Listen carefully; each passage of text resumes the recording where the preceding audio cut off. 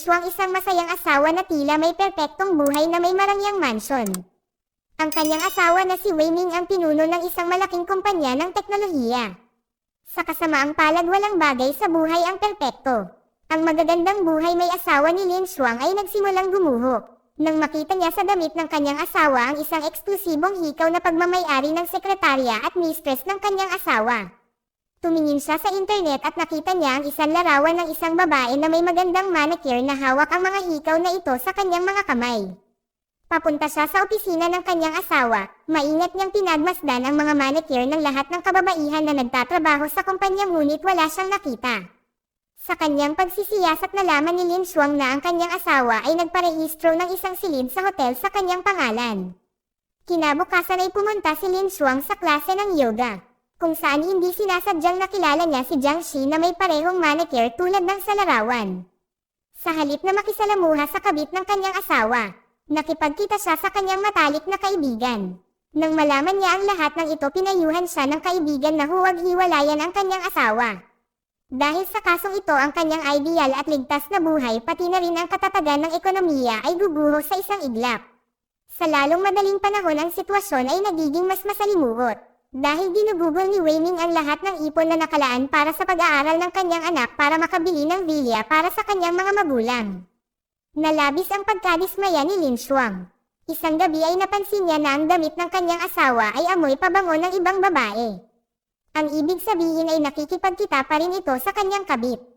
Kinaumagahan ay nakipagkita si Lin Shuang kay Jiang Shi at hiniling sa kanya na iwan ang kanyang asawa.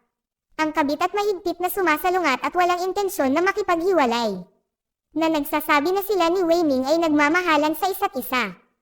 Umuwi si Lin Shuang at nakatanggap ng isang package, kung saan nakahanap siya ng isang maganda at eleganteng damit para sa nalalapit na salo-salo.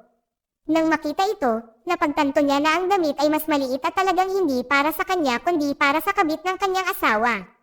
Sa kabila nito si Lin Shuang ay pumupunta sa party na nakasuot ng magandang damit at nagpapanggap na siya ang pinakamasayang babae sa mundo. Ang babae ay nakakaramdam ng awkward dahil hindi nila naiintindihan kung paano naging posible na isuko ang lahat upang maging isang may bahay kaya umuwi siya ng maaga. Kinabukasan hindi nakatulog ng maayos si Lin Shuang dahil sa pagsigaw ng kanyang anak na nagkaroon ng pantal sa buong katawan nito. Dinala agad ni Lin Shuang ang kanyang anak sa hospital. Pagkatapos ay tinawagan niya ang kanyang asawa upang ipaalam sa kanya ang nangyari. Ngunit hindi nito sinasagot ang telepono dahil sa pakikipag-date nito sa kanyang kabit. Noong madaling araw ay umuwi ang mag-ina nang hindi naghihintay sa kanyang asawa. Nang dumating ang kanyang asawa, pinagsabihan ni Lin Shuang ang asawa nito sa hindi pagsagot sa telepono sa oras na kailangan siya ng kanyang anak. Pagkatapos ng kanilang pagtatalo, ibinenta ni Lin Shuang ang kanyang engagement ring sa halagang $700 at nakipagkita sa isang sikat na babae na nagtatrabaho bilang isang abogado. Si Lin Shuang ay hindi lamang humihingi sa kanya ng diborsyo kundi pati na rin ang tungkol sa maselang problema na siya ay walang trabaho at walang pinagkukunan ng kita. Dahil sa kung saan siya ay maaaring hindi karapat-dapat para sa pangangalaga ng kanyang sariling anak. Maaari lang gamitin ni Lin Shuang ang mga ari-arian na nakuha niya sa panahon ng kasal. Ngunit sa kasamaang palad ginastos na lahat ng kanyang asawa. Kaya si Lin Shuang ay hindi makakakuha ng kahit isang sentimo kung sakaling magdiborsyo sila. Dahil dito ipinapayo ng abogado na maghintay ng ilang sandali para makaipon ng mga bagong ari-arian ang asawa. At makahanap ng disenteng trabaho bago maghain ng diborsyo. Ilang sandali matapos ang lahat ng ito, ang mismong pagkikita ni Lin Shuang at ng kabit ng kanyang asawa ay naganap. Hiniling ni Lin Shuang kay Jiang Shi na tulungan siya sa pangangalaga ng kanyang anak at ibalik ang ilan sa kanyang mga ari-arian. Pagkatapos nito ay papayag siyang makipagdiborsyo at iwanan ang kanyang asawa. Si Jiang Shi ay hindi handang gumawa ng konsesyon at hindi makibahagi sa pera ng mayaman dahil siya ay isang pulubi at kabilang sa pinakamababang uri ng lipunan. Naninirahan siya sa isang halos abandonadong apartment kasama ang kanyang nakababatang kapatid na patuloy na naglalaro ng computer video games. Kung tutusin lahat ng kanyang mamahaling damit na alahas at handbag ay mura lang. Kaya walang balak si Jiang Shi na ibigay kung ano man ang mayroon si Wei Ming. Sa susunod na umaga ay sinubukan ni Lin Shuang na maghanap ng trabaho. Nagbago ang lahat sa sandaling makita niya ang isang lalaki na naghahanap ng taxi. Si Lin Shuang ay nag-aalok ng kanyang tulong at napagtanto na siya ay magaling kaya nagpasya siyang maging driver ng taxi. Samantala ang asawa ni Lin Xuang ay pumunta sa isang business party para kumuha ng kontrata at nangako kay Jiang Shi ng promosyon kung tutulungan siya nito. Tinanggap ni Jiang Shi ang alok ng walang pag-aalinlangan. Ngunit pinilit siya ng lalaki sa party uminom. Nang si Jiang Shi ay lasing na ang isa sa mga lalaki ay dinala siya sa kanyang bahay. Ngunit sa kabutihang palad ay nakita sila ni Lin Xuang at tinulungan niya ang kabit ng kanyang asawa. Kinaumagahan nalaman ni Jiang Shi na hindi siya ang na-promote, kundi isang katrabaho. Dahil dito labis na ikinagalit niya at nagpasya siyang bigyan ng iskandalo ang kanyang kasintahan. Ngunit naniniwala si Wei Ming na ang kanyang kasamahan ay higit na kwalipikado at karapat-dapat dito. Nangako si Wei Ming sa babae na malapit na niya itong e-promote. Ngunit nagsimulang magduda si Jiang Shi na mapagkakatiwalaan si Wei Ming. Samantala si Lin Xuang aksidenteng nakilala niya ang isang dating kaibigan at kaklase sa kolehiyo na si Gu Shun na isang matagumpay na negosyante. Ngunit itinatago niya ang tagumpay kay Lin Xuang dahil sa umiibig siya kay Lin Xuang mula pa noong unang araw na magkakilala sila. Samantala nagiging mahirap ang buhay ni Jiang Shi habang siya ay umuupa ng apartment ay wala siyang pera pambayad sa upa. Sa lalong madaling panahon ang kanyang kasintahan ay nag-promote sa kanya at inilipat sa ibang departamento. Kasabay nito ng ama ni Lin Xuang ay dinala sa hospital dahil nabalian ito ng paa. Nang makita ang kanyang ama, natuklasan ni Lin Xuang na tinulungan sila ni Gu Shou kaysa sa kanyang asawa. Pagkatapos humiling ang kanyang asawa na huminto sa kanyang trabaho bilang isang driver ng taxi upang asikasuhin ang mga gawaing bahay. Sinabi niya sa kanyang mga magulang ang tungkol dito ngunit sila ay tumanggi na hindi patas na siya ay huminto sa kanyang trabaho. Napagtanto niyang wala na siyang oras na dapat sayangin si Lin Xuang ay nagpasya na maghanap ng magandang trabaho sa isang prestihiyosong kumpanya. Pumasok siya sa ilang mga panayam, ngunit ang mga pinuno ng kumpanya ng teknolohiya ay hindi sigurado sa kanyang mga kwalifikasyon. Dahil siya ay walang karanasan at hindi pa nagtrabaho. Ilang araw makalipas ang mag-asawa ay pumunta sa isang party kasama ang kanilang anak na babae. Sa isang punto ang batang babae ay nagsimulang mangati na nagpakaba kay Lin Xuang. Lalo siyang kinakabahan nang makita niya si Jiang Shi na sumulpat sa party na nakasuot ng magandang damit. Sa kabila ng atensyon niya hindi siya pinansin ni Wei Ming at pag-uwi niya ay kinumbinsi niya ang kanyang asawa na hindi na niya ito pagtataksilan muli. Para ipakita ang kanyang katapatan, inilipat ni Wei Ming ang kalahating $1,000,000 para sa pag-aaral ng kanyang anak. Kinabukasan nagkita si Lin Xuang at ang kabit ng kanyang asawa para pag-usapan ang nangyari. Pinayuhan ni Lin Xuang ang babae na humanap ng sariling kaligayahan. Ngunit mahal ni Jiang Shi ang kanyang kasintahan at handang gawin ang lahat upang makasama niya ito. Samantala ang mga bagay sa kumpanya ni Wei Ming ay nagsimulang lumala at ito ay nakakaapekto sa parehong negosyante at sa kanyang kasama. Sa isang punto ay nagkaroon ng leak ng impormasyon na humantong sa isang malaking pagkalugi sa pananalapi.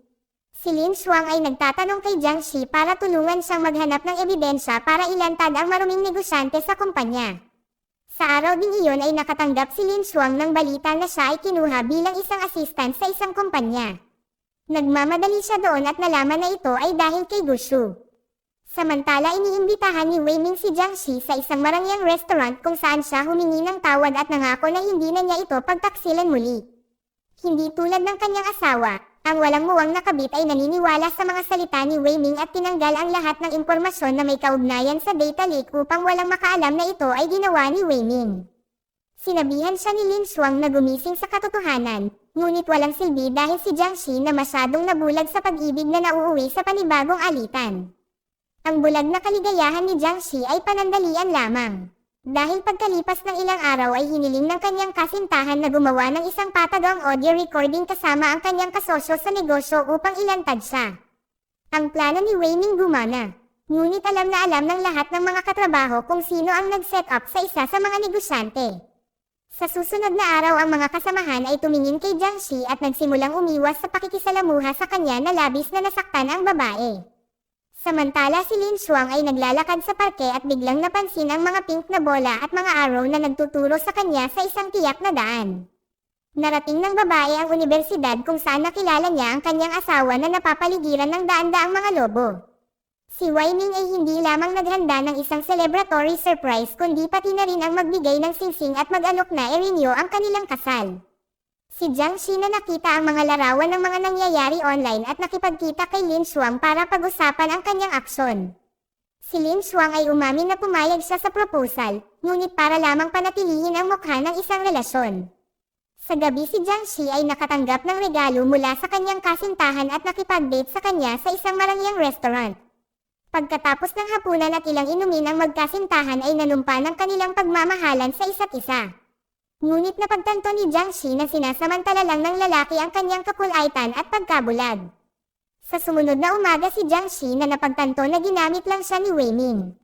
Dahil nalaman ng kumpanya na binura niya ang importanteng impormasyon, ngunit walang ginawa si Wei Ming para protektahan siya. Habang napansin ng kapatid na hindi pa umuwi si Jiang Shi at hinanap na nila ito kasama si Lin Xuang. Hindi nagtagal ay nakita nila itong lasing sa isang bar na nangangarap ng paghihiganti laban kay Wei Ming na nagtaksil sa damdamin niya.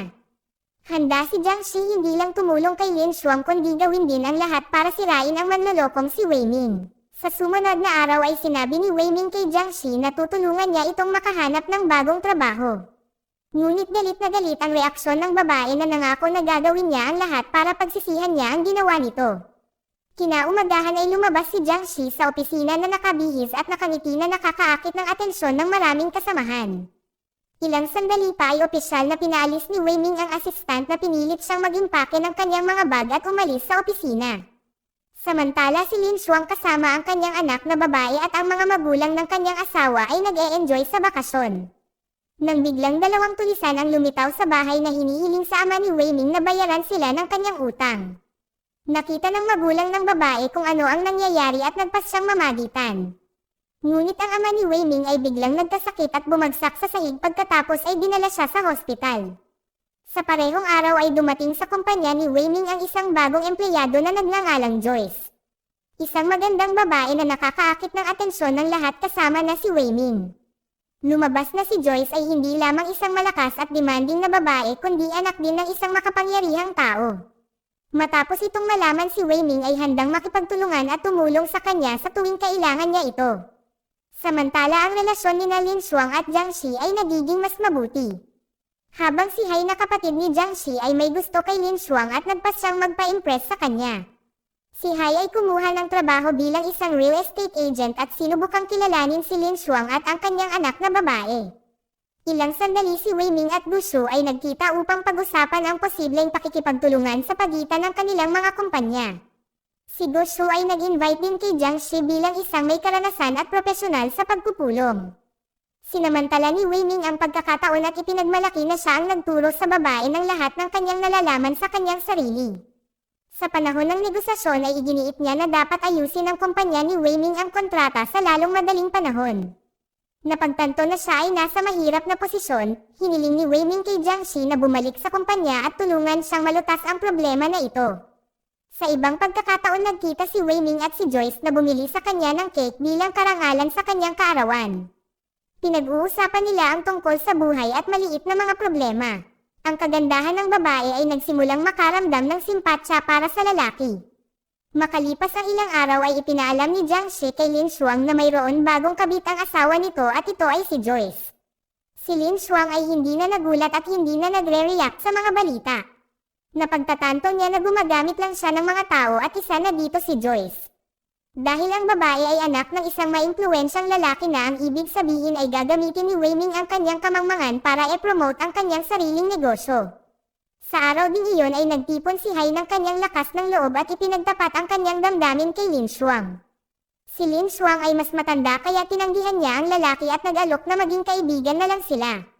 Makalipas ang ilang araw ay pumasok si Lin Xuang sa kanyang bagong lugar ng trabaho at sa una ay nakaramdam ng matinding takot.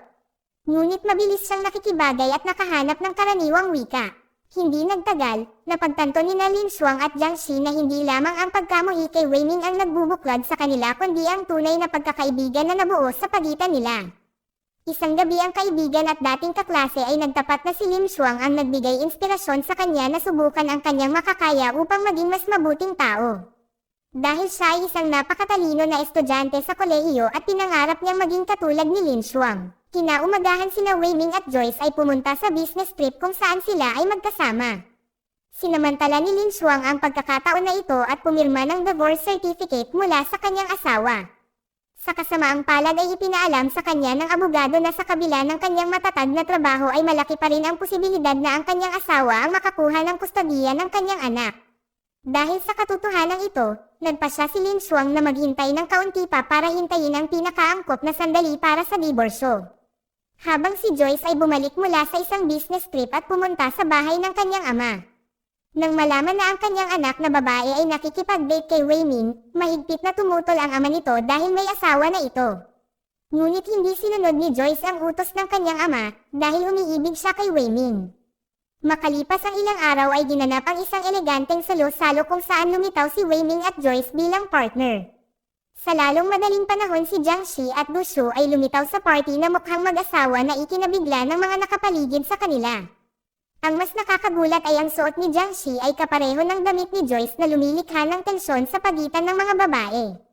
Si Jiang ay naging sentro ng figure sa koponan at sinisikap ni Wei Ming na magpakita ng simpatiya sa kanya. Samantalang si Lin Xuang ay nakikipag-usap sa kanyang katrabaho na naniniwalang si Du Shu ay isang gwapo at matalinong lalaki na pinapangarap ng lahat ng babae. Kaya naman naaalala ni Lin Xuang ang mga magagandang sandali na nauugnay sa kanya mula sa kanyang universidad. Kinaumagahan ay nahak ni na Lin Xuang at Jiang Shi ang cellphone ni Wei Ming. Naghahanap sila ng ebidensya na naglilipat siya ng malaking halaga ng pera sa mga hindi kilalang bank account. Pagkatapos suriin ang mga dokumento ay kinumpirma ng abogado na si Wei Ming ay talagang nagnakaw ng pera na may kaugnayan sa family assets na hindi niya ibinahagi sa kanyang asawa. Ito ay iligal sa kanyang panig, at magagamit ito sa korte. Sa gabi si Joyce ay nagpahayag ng kanyang nararamdaman kay Wei Ming. Ngunit tinanggihan siya at sinabing siya ay may asawa na. Pagkatapos ng pangyayari patuloy na pinipilit ni Joyce ang kanyang mga magulang at hindi nagtagal ay ipinaalam kay Wei Ming na sumali sa kanyang kumpanya.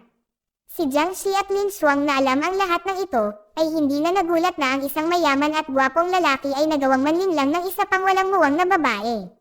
Sa gabi pinayuhan ng ina ni Joyce na layuan ang mapanlinlang na si Wei Ming. Ngunit ang babae ay mapilit at ipinahayag na handa siyang gawin ang lahat upang mapalapit sa lalaki. Nang marinig ang pag-uusap ipinahayag ni Wei Ming na mahal niya si Joyce at gusto niyang makasama ito. Ngunit ang ina walang balak na ituloy ang pag-uusap. Maya-maya ay nagtanong si Joyce kung kailan ihiwalayan ni Wei Ming si Lin Xuang. Nangako siyang gagawin ito sa lalong madaling panahon. Ngunit kasabay nito ay humiling na ilihim ang kanilang relasyon upang walang makagambala sa kanilang kaligayahan. Pagkaraan ng mga araw, ipinakilala ni Wei Ming si Joyce sa kanyang mga magulang na nag-aanunsyo na hihiwalayan niya si Lin Xuang. Sa kabila ng pagkabigla ay suportado pa rin nila ang kanilang anak. Kinaumagahan ay tinawagan ni Lin Xuang ang kanyang asawa tungkol sa hindi makabayad sa store. Inamin ng lalaki na na-block ang card niya dahil marami siyang gastos at sinadya niyang pinaghigpitan ang pag-access sa pondo para hindi siya gumastos. Sa kabila ng ugali ng asawa si Lin Xuang ay tuwang-tuwa dahil siya ay hinirang na pamunuan ang susunod na proyekto ng kumpanya. Sa gabi nalaman ni Lin Xuang na ang kanyang asawa ay bumili ng bahay gamit ang pera na pag-aari nilang dalawa. Sa sumunod na araw pumunta ang babae sa isang party kung saan hindi sinasadyang nakita niya ang kanyang asawa. Nang malaman na sinamahan siya ni Joyce nagpasya ang asawa na yakapin ang kanyang asawa na nagdulot ng selos kay Joyce. Galit na umalis si Joyce ngunit hindi nagtagal ay dumating si Wei Ming upang pakalmayan ang dalaga at ipaalam sa kanya ang sorpresa. Kinaumagahan ay pumunta ang dalawa sa isang jewelry salon para bumili ng mga singsing na pangkasal. Ngunit nakita siya ng kanyang anak at hinabol siya hanggang sa mag-apa ito, na nagresulta sa kanyang pagkakahospital. Sa hospital nag-away ang mag-asawa at si Wei Ming sa wakas ay nagmungkahi ng diborsyo. Ipinahayag niya na siya ang magiging tagapangalaga ng kanyang anak. Sa paniniwalang hindi maaaring maging mabuting ina si Lin Xuang. Pagkatapos niyang palayasin ang kanyang asawa sa apartment at ibenta ang ari-arian na ikinagalit ni Lin Xuang. Dahil kailangan niyang maghanap ng isang bagong tirahan. Sinubukan niyang kausapin ang kanyang asawa, ngunit sa palagay niya ay tama ang ginawa niya. Dahil hiwalay na sila at hindi na dapat magsama-sama. Buti na lang at nakahanap si Du Shu ng komportableng bahay para kay Lin Xuang. Maya-maya pa ay nalaman na ang kumpanyang pinagtatrabahuhan ni Hai ay nagsara dahil sa panloloko. Bilang isang resulta ang lalaki ay may utang sa mga biktima ng isang malaking halaga ng pera. Sa kawalan ng pag-asa na hiniling ni Jiang Shi sa isa sa kanyang mga kasamahan na pahiramin siya ng pera ngunit nabigo lang siya.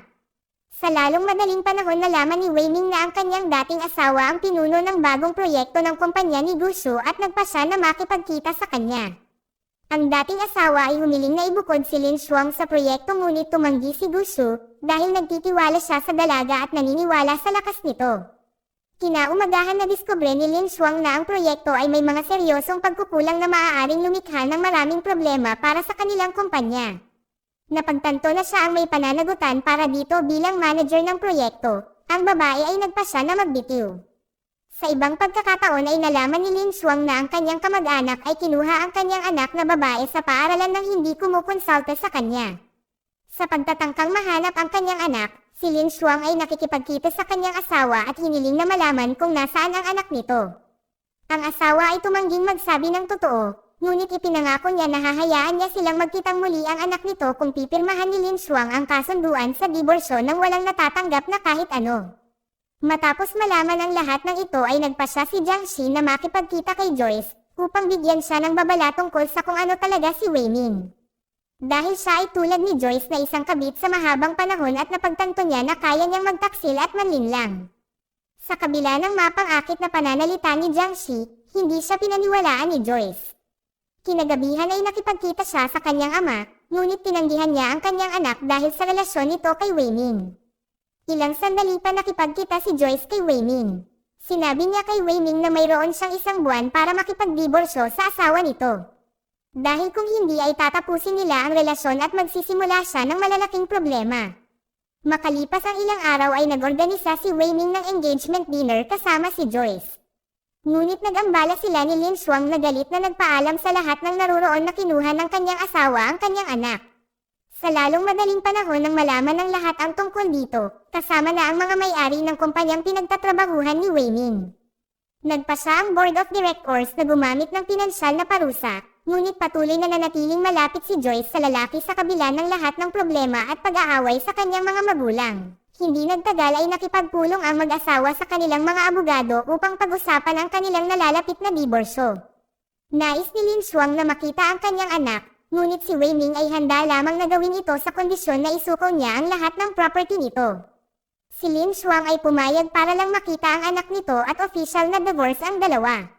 Pagkaraan si Lin Xuang at Jiang Shi ay nagsimula ng kanilang negosyo, na dinadala lahat ng dating katrabaho nila. Si Joyce ay masaya dahil si Wei Ming ay sa kanya na. Ipinaalam ng babae na siya ay buntis ngunit ang lalaki ay hindi nagpapakita ng emosyon. Mamaya opisyal na binuksan ni Lin Xuang ang isang maliit na kumpanya ng teknolohiya na ang misyon ay gawing mas madali ang buhay ng kababaihan. Patuloy rin na bumubuti ang relasyon ni Lin Xuang at Gusu. Kinaumagahan si Gusu ay nagbigay ng payo kay Lin Xuang upang ang dalaga ay madala ang kumpanya sa susunod na antas. Habang siya ay patuloy na gumugugol ng mas maraming oras kasama si Lin Xuang. Ang lalaki ay nagluluto ng kanyang tanghalian at tinutulungang kumbansihin ang isang sikat na programmer na sumali sa kanyang kumpanya. Maya-maya ay pumunta si Wei Ming sa mall kasama ang kanyang anak. Ang bata ay hindi inaasahang nagsabi sa kanyang ama na sina Lin Xuang at Jiang Shi ay matalik na magkaibigan. Salamat dito na pagtanto ng lalaki na ang lahat ng kanyang mga problema ay binalak ng mga babae na nagpasya na maghayganti sa kanya. Samantala si Lin Xuang ay nakilala si Joyce at pilit siyang iniinsulto nito. Ngunit magalang na nagpasalamat si Lin Xuang sa pagtulong sa kanya na tanggalin ang dating asawa at pinayuhan itong maging mas maingat sa kanya. Dahil ang lalaking ito ay hindi mapagkakatiwalaan. Pagkatapos na maghanda sina Wei Ming at Joyce para sa isang engranding kasal, ngunit hindi pinansin ng mga magulang ng babae ang kaganapan at hindi sinasagot ang mga tawag sa telepono ng kanilang anak. Sa isang punto ay nagpasya si Joyce na sumuko sa kasal, ngunit huli na ang lahat nang dumating ang mga magulang ng lalaki. Dumating din ang kanyang mga magulang upang manood ng kasal. Nangangako ang mga magulang ni Joyce na sisirain niya ang kanyang asawa kung susubukang sakta ni Wei Ming ang kanilang anak. Habang si Lin Xuang ay nagkaproblema sa negosyo, dahil bilang boss, ito ang pinakamahirap na trabaho. Si Gusu na gustong suportahan si Lin Xuang nagpasya siyang mamuhunan sa kanyang kumpanya. Sa lalong madaling panahon nagpasya ang mga magulang ni Wei Ming na lumipat sa bahay ng kanilang anak. Ito ay nagdudulot ng maraming problema sa loob ng bahay. Kaya nangako si Wei Ming sa kanyang mga magulang na hahanap ng bagong tahanan. Sinubukan ni Lin Xuang na maghanap ng mga investor, pero walang interesado sa kanyang kumpanya na ikinadismaya ng dalaga.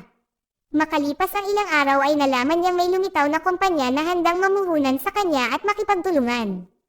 Si Lin Xuang ay labis na nasasabik at masaya na ang kanyang mga pagsisikap at dedikasyon ay sa wakas ay nagbunga. Sa gabi ay nagpasya si Gu Shu na ipagtapat ang kanyang pagmamahal kay Lin Xuang. Ngunit naputol ang kanilang pag-uusap ang isang tawag sa telepono. Kinabukasan muli niyang sinubukang sabihin ang kanyang nararamdaman at naghanda ng maliit na birthday cake. Ngunit si Gu Shu ay walang lakas ng loob kaya nagalit siya sa kanyang sarili. Sa gabi narinig ni Joyce ang pag-uusap ng asawa at napagtanto niyang naglalabas siya ng mahalagang impormasyon sa ibang kumpanya na maaaring makinabang sa kanya. Nag-aalala ang dalaga dahil baka magkaproblema siya sa batas. Ngunit ayaw makinig ni Wei Ming sa kanyang paliwanag. Kinaumagahan nakipagkita si Lin Xuang sa isang university professor na nag-imbite sa kanya sa isang conference. Nandoon pala si Gu Shu na nagbibigay ng lecture at minsan ay natanong siya tungkol sa kanyang personal na buhay. Umamin ang lalaki na 15 years na siyang may gusto sa isang babae. Nabigla si Lin Xuang dahil napagtanto niya na ito ay tungkol sa kanya. Pagkatapos ng komperensya na nakakuha ng lakas ng loob na ipagtapat ang kanyang pagmamahal sa babae. Ngunit natatakot silang magsimula ng bagong relasyon.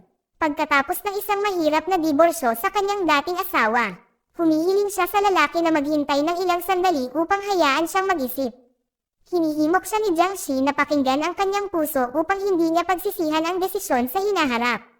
Samantalang si Wei Ming ay nalasing sa party at hindi pinapansin ang mga tawag ni Joyce. Pagka-uwi ni Wei Ming si Joyce ay nagpapakita ng pag-aalaga at atensyon kahit na siya ay galit sa kanya. Si Wei Ming na lasing na nagsasalita tungkol sa kung paano si Lin Xuang ay isang napakagandang asawa na ikinainis ni Joyce.